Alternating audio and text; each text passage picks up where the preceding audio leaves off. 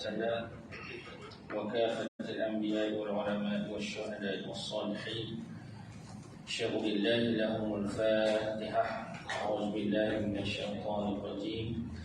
بسم الله الرحمن الرحيم. الحمد لله رب العالمين الرحمن الرحيم مالك يوم الدين. إياك نعبد وإياك نستعين.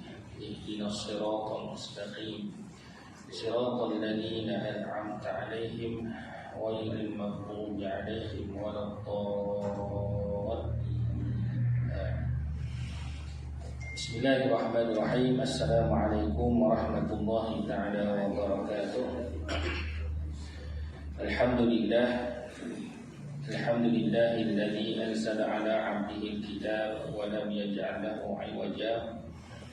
أشهد أن لا إله إلا الله وحده لا شريك له وأشهد أن محمدا عبده ورسوله. اللهم صل وسلم على سيدنا محمد وعلى آله وصحبه أجمعين. سبحانك لا علم لنا إلا ما علمتنا إنك أنت العليم الحكيم. ولا حول ولا قوة إلا بالله العلي العظيم.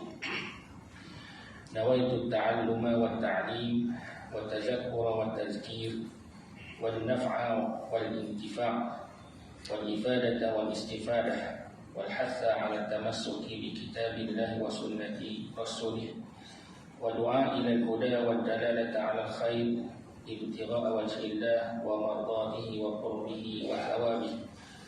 اللهم إنا نسألك فهم النبيين وحفظ المرسلين وإلهام الملائكة المقربين.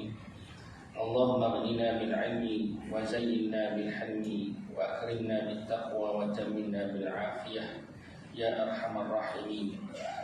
أما بعد فيا عباد الله اتقوا الله. أوصيكم ونفسي بتقوى الله وطاعته لعلكم تفلحون. Alhamdulillah, kita bersua lagi pada malam ini. Dengan izinnya kita dapat bersama-sama untuk melanjutkan lagi pengajian kitab kita, insya-Allah. Kitab yang kita gunakan kitab Tafsirul Ihsan penggal yang pertama, dan sambungan kita pada malam ini pada muka surat 215. Muka surat 215 pada ayat yang seterusnya.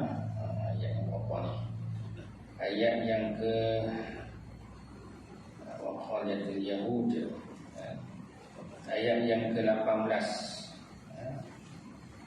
Ayat yang ke-18 Waqalatil Yahud, ayat bawah tu, yaghfiru liman yasha' wa yu'adhibu man yasha' wallahu ala walillahi mulkus samawati wal ardh. Kita belum lagi menghabiskan ayat yang ke-18 di dalam surah Al-Ma'idah. Kalau tuan-tuan yang nak merujuk kepada Al-Quran, boleh buka muka surat 111 juzuk yang ke-6 ayat yang ke-18, insya-Allah. Firman Allah Subhanahu wa taala, A'udzu billahi minasy syaithanir rajim. Bismillahirrahmanirrahim. Wa qalatil yahud wan nasara nahnu abna'ullahi wa ahibba'uh. Qul falima yu'adzibukum bidhunubikum bal antum basharun mimman khalaqa. Yaghfiru liman yasha'u wa yu'adzibu man yasha'u. Walillahi mulkus samawati wal ardi wa ma bainahuma wa ilaihil masir. Ya ahlal kitab qad ja'akum rasuluna yubayyinu lakum ala fatratin minar rusuli an taqulu ma ja'ana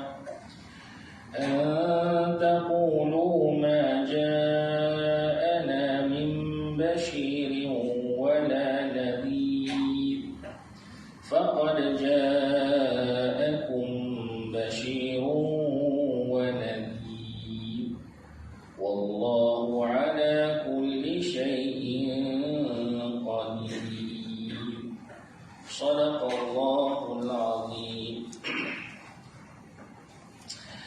Alhamdulillah, dalam pertemuan yang lalu kita telah uraikan ayat daripada ayat yang ke-18 dalam surah Al-Maidah ini berkaitan dengan kenyataan golongan Yahudi dan Nasara yang mana mereka menyatakan mereka itu adalah anak-anak Allah dan juga kekasih Allah Subhanahu wa taala.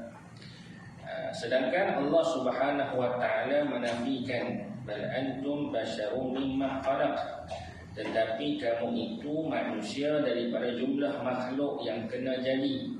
Bagi kamu hukum bagi barang yang mereka itu atas kamu, hukum barang yang atas mereka itu daripada nikmat dan azab. Maknanya tidak ada orang yang spesial pun di atas muka bumi ini, walaupun mereka mengaku mereka adalah mulia.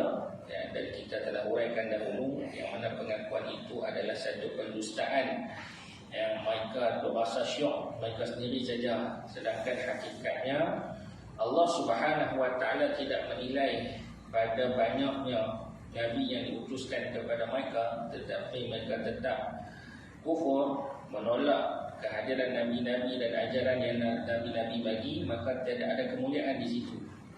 Dan kemuliaan bagi Allah Ta'ala ialah orang yang mampu menerima apa yang Allah Ta'ala arahkan kepada mereka untuk mereka laksanakan. Itu.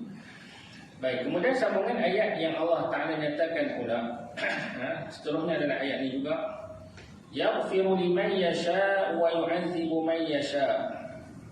Mengampun ia bagi mereka yang dikehendaki ampun, dan mengazab ia bagi mereka yang dikehendaki azab. Tiada i'tirad atasnya. I'tirad itu maksudnya tidak ada penolakan, tidak ada pengecualian, tidak ada pilih kasih Allah Subhanahu wa taala atas ketentuannya itu. Baik, ayat ini simple tapi mari kita cuba faham secara mendalam kenyataan Allah Subhanahu wa taala di sini. Allah Ta'ala kata yaghfiru liman yasha'. Allah Ta'ala akan mengampuni bagi mereka yang ia kehendaki. Satu persoalan kita, siapakah yang Allah Ta'ala kehendaki?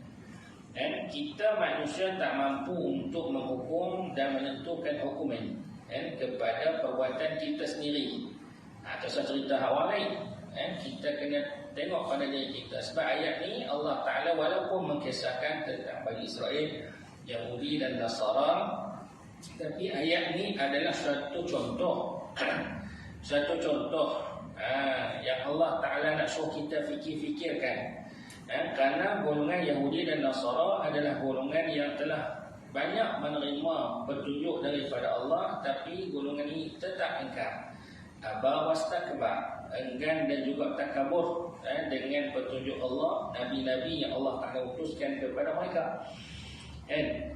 Jadi salah satu daripada pengajaran kita, Allah Ta'ala kaitkan dengan kisah ini ialah Allah Ta'ala suruh kita mengambil iktibar, jangan jadi golongan macam golongan ini.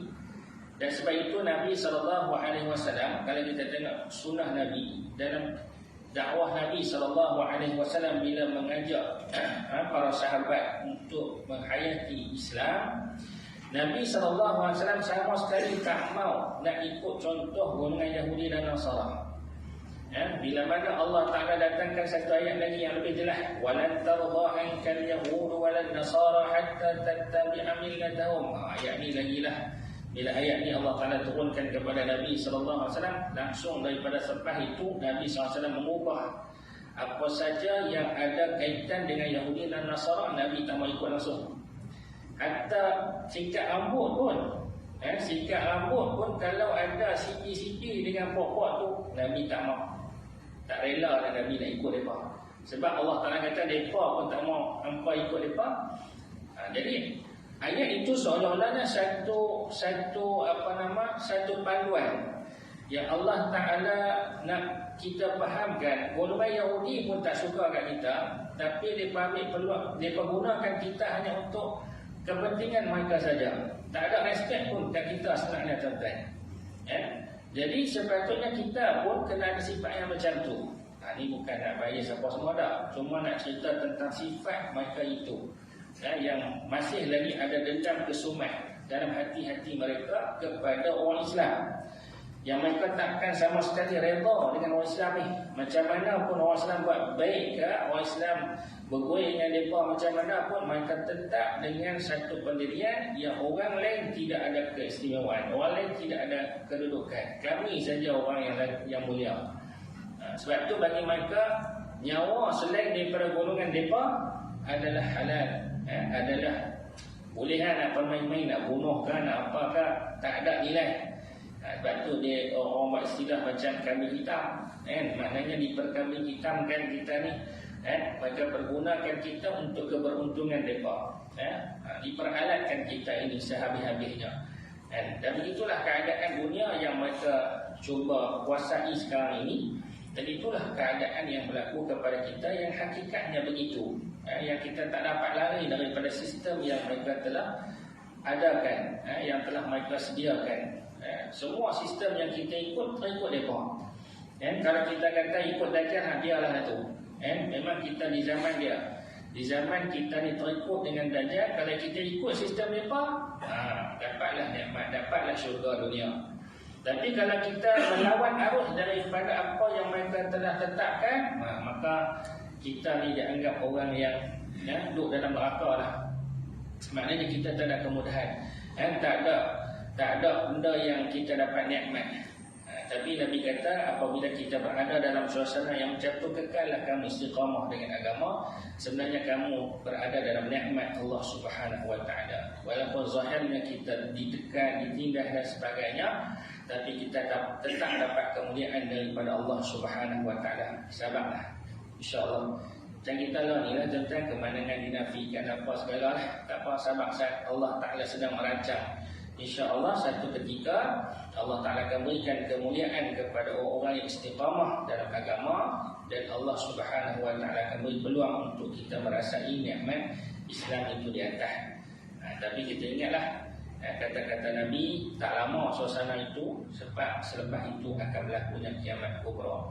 Dan orang akan, pokok ni dia takkan berhenti, tuan-tuan. Pokok ni lagi mana mereka ada segala-galanya hasilan dunia tu, maknanya mereka memiliki dunia, mereka ada kekayaan dunia, mereka akan buat apa saja.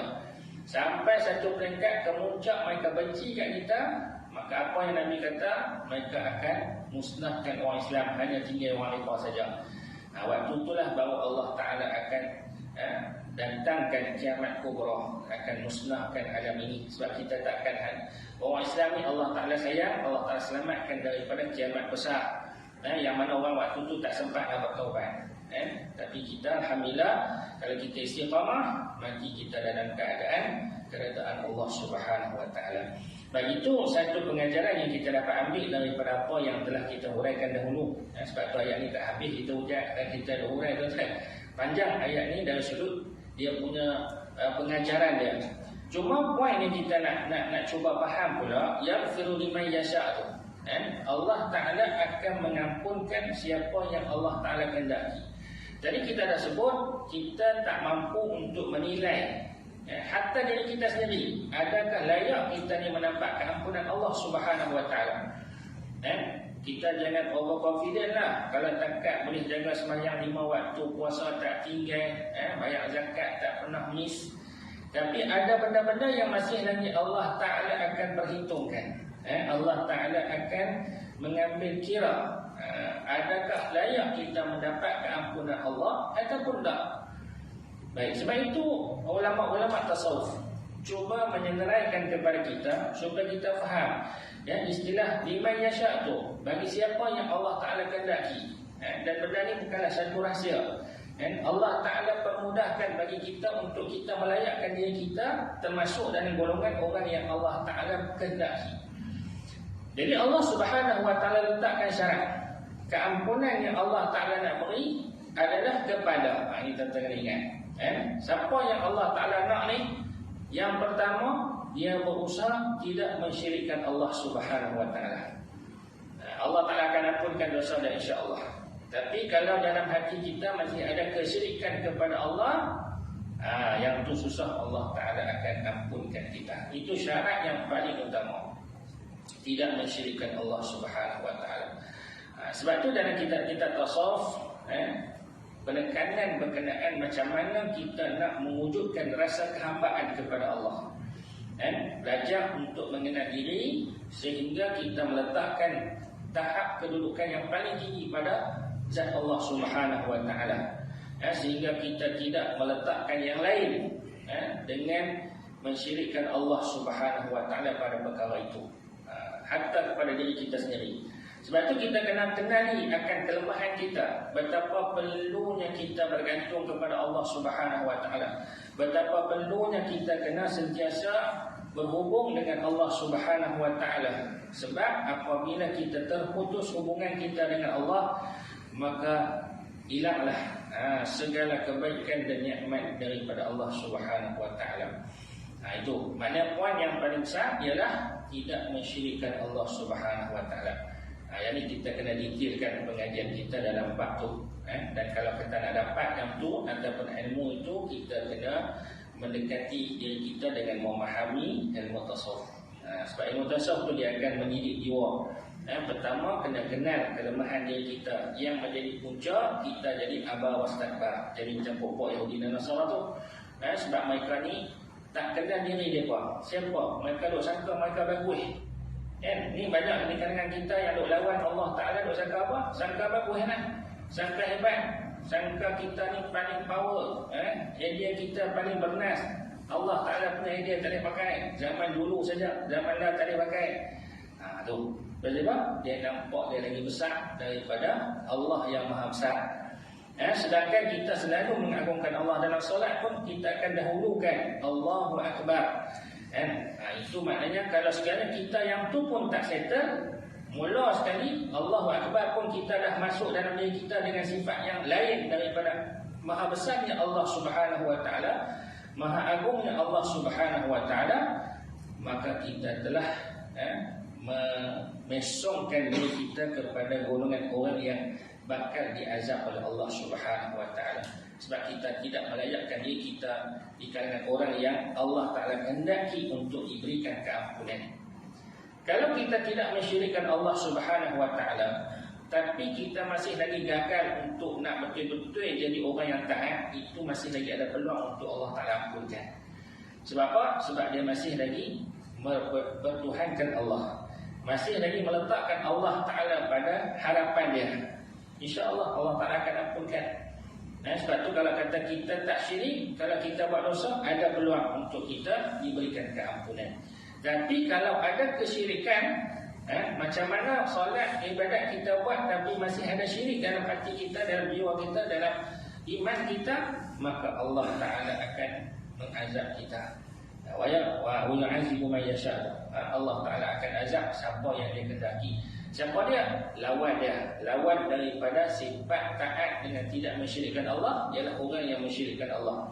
Sekurang-kurang syirik kita kepada Allah ialah kita menganggap diri kita lebih daripada orang lain. Lebih daripada Allah tu lagilah. Lebih daripada orang lain pun tidak ada sifat tawaduk, maka itu juga termasuk di kalangan orang yang ada kesyirikan. Siapa kita kata itu kita tak syirik Allah? Tak, bila kita rasa kita hebat, kita akan buat keputusan kita rasa kita, tapi kita tak bergantung pada Allah, tak selit bergantungan kita kepada Allah. Sedangkan Allah Ta'ala suruh kita sentiasa mengungkapkan iyyaka na'budu wa iyyaka nasta'in, iyyaka na'budu wa iyyaka nasta'in. Hanya Engkau ya Allah kami mengabdikan diri, hanya Engkau ya Allah kami minta pertolongan. Tapi bila kita rasa kita mampu untuk menyelesaikan segala persoalan yang Allah Ta'ala datangkan ujian, maka kita telah mensyirikkan Allah. Sebab kita rasa kita yang boleh menyelesaikan masalah itu. Kita tidak bergantung pada Allah Subhanahu Wa Ta'ala. Itulah seni iman kita. Seni itu benda halus ya. Benda-benda yang berkaitan dengan iman yang menyebabkan kurangnya keimanan kita kepada Allah bila kita tidak memahami dengan benar dari sudut kemampuan kita sebagai hamba Allah. Lepas tu kita kena letak tahap kita paling bawah dari sudut hubungan kita dengan Allah. Dengan manusia tak apa. Sebab bila kita berikan amanah, ada ketika kita kena tinggi diri sikit. Tambah lagi bila dengan musuh Allah Subhanahu Wa Taala, kena tunjuk kekuatan kita, kehebatan kita. Tapi kita cerita ni ialah sudut kedudukan kita pada Allah Subhanahu Wa Taala. Bila kita dengan Allah Subhanahu Wa Taala, maka kita kena letakkan kedudukan paling bawah. Yang mana kita kena rasa kita tak akan mampu buat apa pun melainkan dengan petunjuk Allah, pertolongan Allah. Dan kita apa pun kena dahulukan Allah dalam permohonan kita. Begitulah yang Nabi SAW tunjukkan kepada kita. Bagaimana Nabi diangkat darjatnya oleh Allah Ta'ala disebabkan tawaduknya Nabi kepada Allah Subhanahu Wa Ta'ala. Betapa dia ni nak buat apa pun, dia akan dahulukan Allah. Berdoa kepada Allah, minta petunjuk daripada Allah, tunggu wahyu Allah Subhanahu Wa Ta'ala turun pada dia, baru dia akan buat sesuatu keputusan. Itu sifat yang patut kita contoh, barulah kita layak mendapat yang dikatakan liman yasha'u, siapakah yang dikehendaki oleh Allah Subhanahu Wa Ta'ala.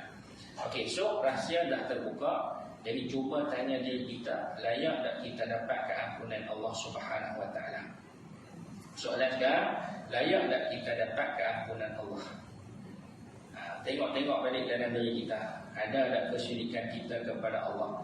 Selama ni bila kita ditimpa ujian, kita selalu bergantung pada Allah ke, ataupun kita duk fikir sampai tak mau, kadang-kadang sampai tinggal sembahyang punya fikir nak selesai masalah. Kalau itu yang kita buat, mana kita masih lagi ada syirik kepada Allah Subhanahu Wa Ta'ala. Duk rasa kita hebat, duk rasa kita lah yang diselesaikan masalah kita sendiri. Itu sifat orang yang tidak sedar diri. Jadi kita kena jadi orang yang Allah Ta'ala kehendaki. Maka sebab itulah tuan-tuan, apa yang kita uraikan tadi ada kaitan dengan ayat selepas daripada itu. Apa dia ayat selepas daripada itu?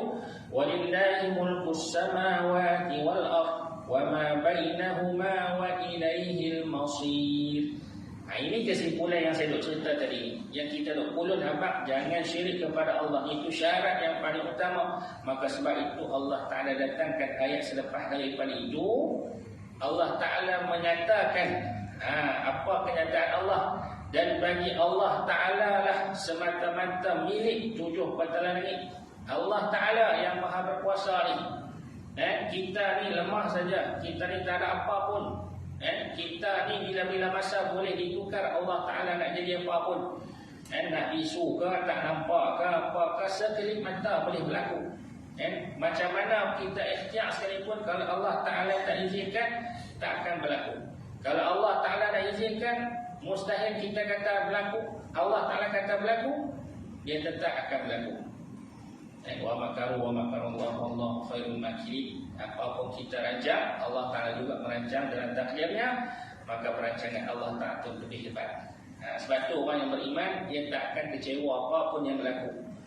Apapun yang berlaku dalam kehidupan dia terima. Menangkah, kalahkah, Allah Ta'ala punya cerita. Kita buat kerja ya, tugas kita buat saja. Jangan salah wanu, tapi kita kena tengok pula dari sudut kesalahan kita, di mana kekurangan kita, hubungan kita dengan Allah Subhanahu Wa Ta'ala. Itu sifat orang yang beriman. Jadi kita ni orang yang macam mana? Adakah kita ni ada ciri-ciri orang yang beriman, ataupun masih lagi syirik kepada Allah? Saya ulang banyak kali, syirik pada Allah tu macam mana? Kita masih lagi duk sangka apa yang kita dapat tu adalah berpunca daripada usaha ikhtiar kita semata-mata.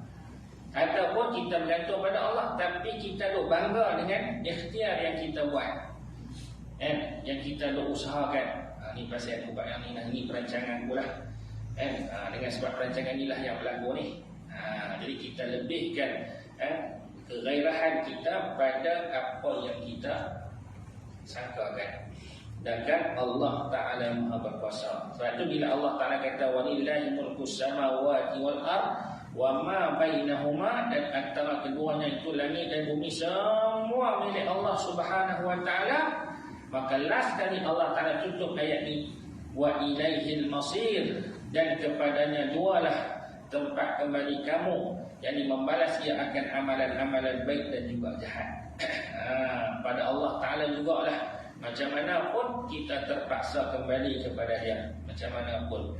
Maka sebab itu Tambahkanlah kefahaman dan keyakinan iman kita bahwasanya kemana pun kita buat, kita akan kembali kepada Allah. Macam mana pun kita buat, kita akan tetap kembali kepada Allah. Maka berjayalah kita kalau kita ikut aturan Allah Subhanahu Wa Taala, maka Allah Taala redha.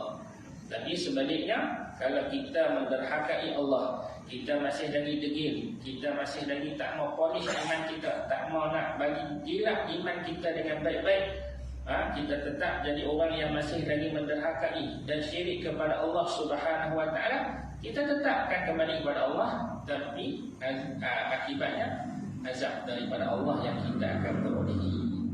Ini dia tuan-tuan.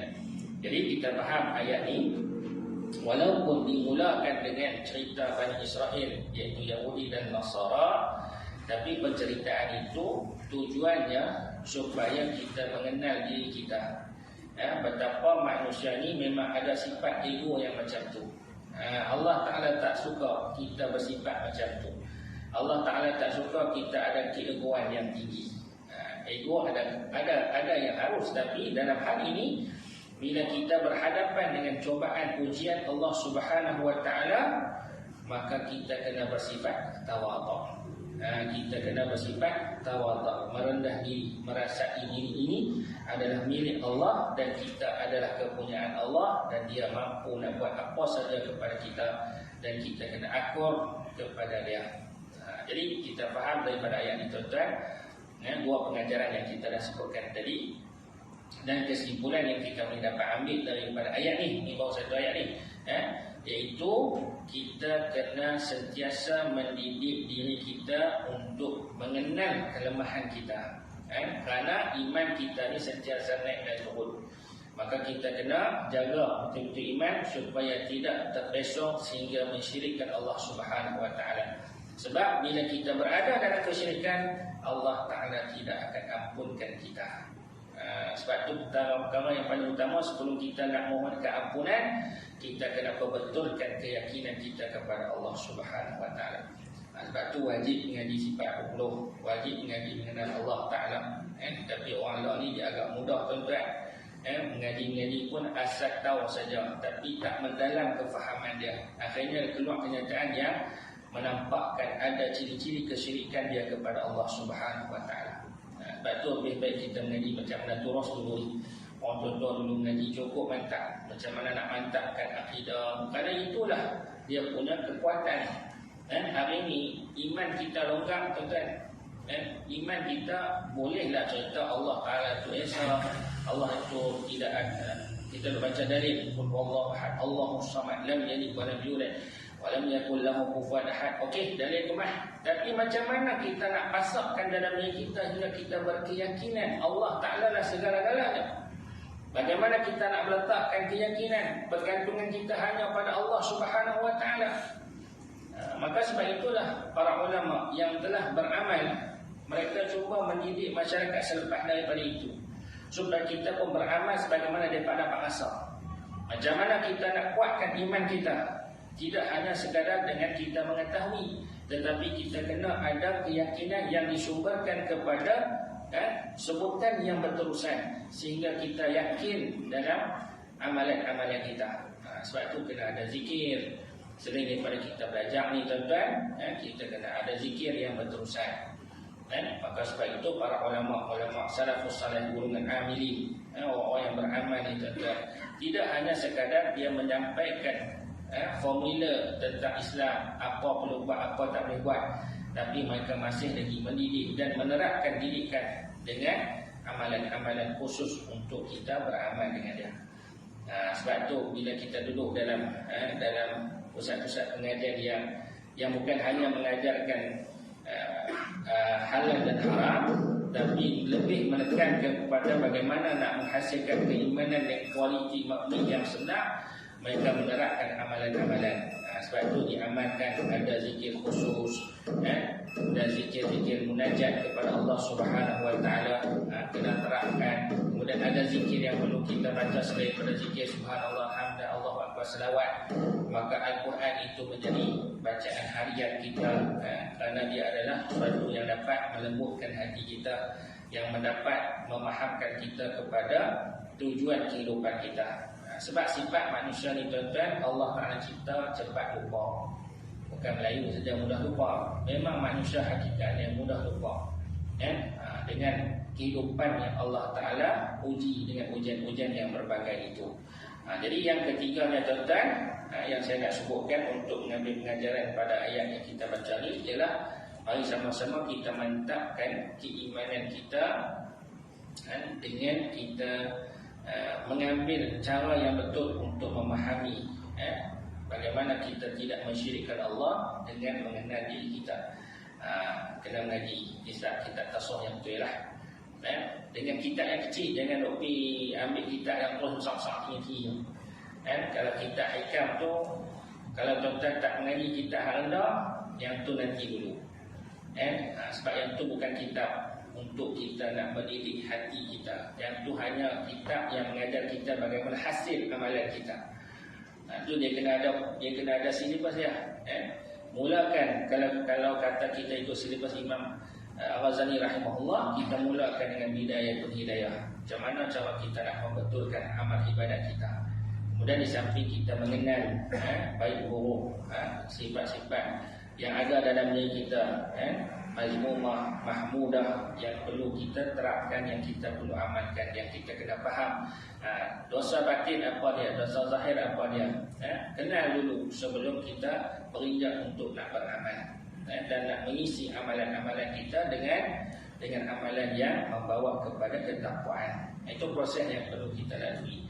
So kalau nak mengaji pun kena ada silibus saja. Walaupun kita mengaji kitab umumi ni, walaupun kita dalam masjid ni secara umum, tapi kalau seeloknya yang ada dia punya peringkat pengajian kita itu, barulah kita boleh faham dan mudah untuk kita beramal. Tak salah tuan-tuan mengaji masjid, tapi kena ada silibus yang perlu diikuti. Barulah pemahaman kita tersusun. Kalau tidak kita mengaji hak tinggi, hak bawah tak mengaji. Jadi benda-benda tu kita tak dapat dia punya betul-betul zauq, dia kata kemanisan dalam kita menuntut ilmu tu, insya-Allah. Baik, sekadar itu dulu. Nanti kita akan sambung pula ayat yang seterusnya, iaitu ayat yang ke 19, ayat 19 daripada surah Al-Maidah, insya-Allah. Dengan izin Allah Ta'ala pada pertemuan tahun hadapan, insya-Allah. Allahu a'lam. Aqulu qali hadza wa astaghfirullah wa billahi taufiq wal hidayah. Wassalamu alaikum warahmatullahi ta'ala wabarakatuh. Bismillahirrahmanirrahim. Alhamdulillahirabbil alamin wassalatu wassalamu ala asyrafil anbiya'i wal mursalin wa ala alihi wa sahbihi ajma'in. Allahumma faqihna fid din wa 'allimna at-ta'wil wahdina 'ala siratal mustaqim. Allahumma arhamna bil Qur'an waj'al lana imama wa nuran wa hudan wa rahmah. Allahumma dhakkirna minhu ma nasina wa 'allimna minhu ma jahilna warzuqna tilawatahu ana al-laili wa atrafan nahar waj'al lana hujjatan ya rabbal alamin. Allahumma tahhir qulubana minan nifaq wa a'malana minal riya wa alsinatana minal kadhib wa 'amalana minal khiyanah. Allahumma khtim lana bi husnil khatimah wa la takhtim 'alaina bi su'il khatimah. Da'wahum fiha subhanakallahumma wa tahiyyatuhum fiha salam wa akhiru da'wahum alhamdulillah.